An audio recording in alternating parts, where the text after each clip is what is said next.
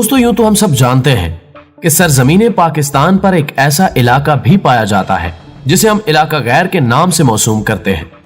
जबकि जुग्राफियाई और कानूनी तौर पर यह पाकिस्तान की हदूद के अंदर तस्लीम किया जाता है।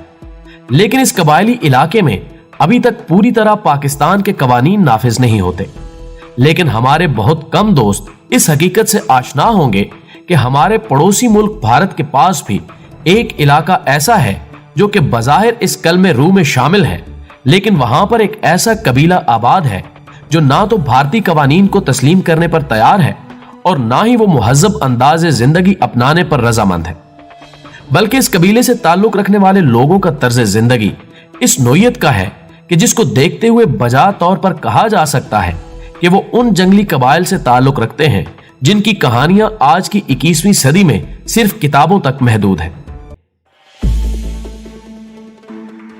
मुअज़्ज़िज़ ख़वातीनो हज़रात, अंडमान का ये अजीबो गरीब जजीरा जो कि 36 किलोमीटर पर मुहित है का ज्यादातर रकबा अगरचे भारतीय सरजमीन का हिस्सा है,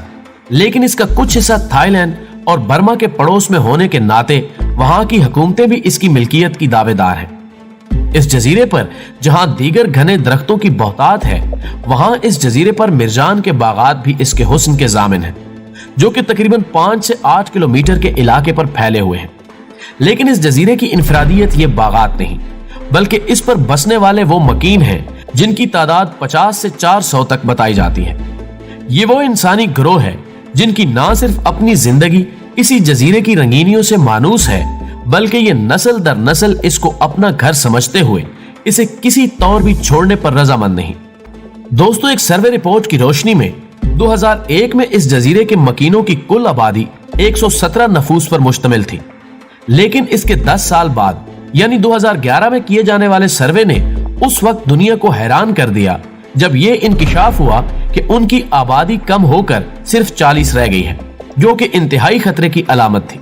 जिसकी वजह से भारतीय हुकूमत ने इनकी नस्ल को बचाने के लिए कोशिशें की। लेकिन इससे भी कबल मार्च 1867 में इस जजीरे पर एक बहरी जहाज के साथ पेश आने वाला एक वाकया भी खास तौर पर हमारे नाजरीन के लिए दिलचस्पी का हामिल हो सकता है।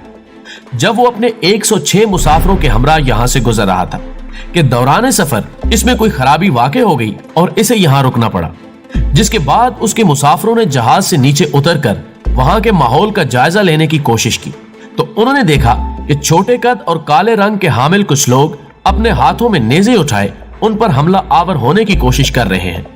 जिसके बाद उन्हें जहाज में छुपकर अपनी जान बचाना पड़ी।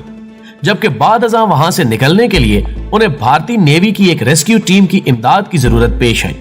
जिनमें 4 बच्चे और एक मर्द और औरत शामिल थे। लेकिन इसके बाद उस टीम का इंचार्ज अपने एक मजमून, जो कि उस दौर के अखबारात की जीनत भी बना, में लिखता है कि यहां आकर वो सब लोग किसी पुरस्रार बीमारी का शिकार हो गए, जबकि इसके बाद हमने उन 4 बच्चों को वापस उसी जजीरे पर छोड़ दिया। लेकिन इसके बाद एक तकलीफ दे हिस्सा इस मजमून का यह था कि जब हमने उन बच्चों को उस जजीरे पर उतारा तो उस कबीले के लोगों ने ना सिर्फ उन बच्चों को कबूल करने से इनकार कर दिया, बल्कि उनको कत्ल भी कर दिया। मजमून निगार मजीद लिखता है कि हमें गुमान है कि शायद उन्होंने ये ख्याल किया था कि वो बच्चे मुहज़्ज़िब दुनिया से कुछ ऐसी बीमारी को साथ लेकर आए हैं जो कि कबीले के बाकी तमाम अफराद की मौत का बायस बन सकती थी। दोस्तों, इस वादी हैरत से जुड़े अभी और भी कई एक वाकयात ऐसे हैं जिनको पढ़ और सुनकर आपकी हैरत में मजीद इजाफा मुमकिन है।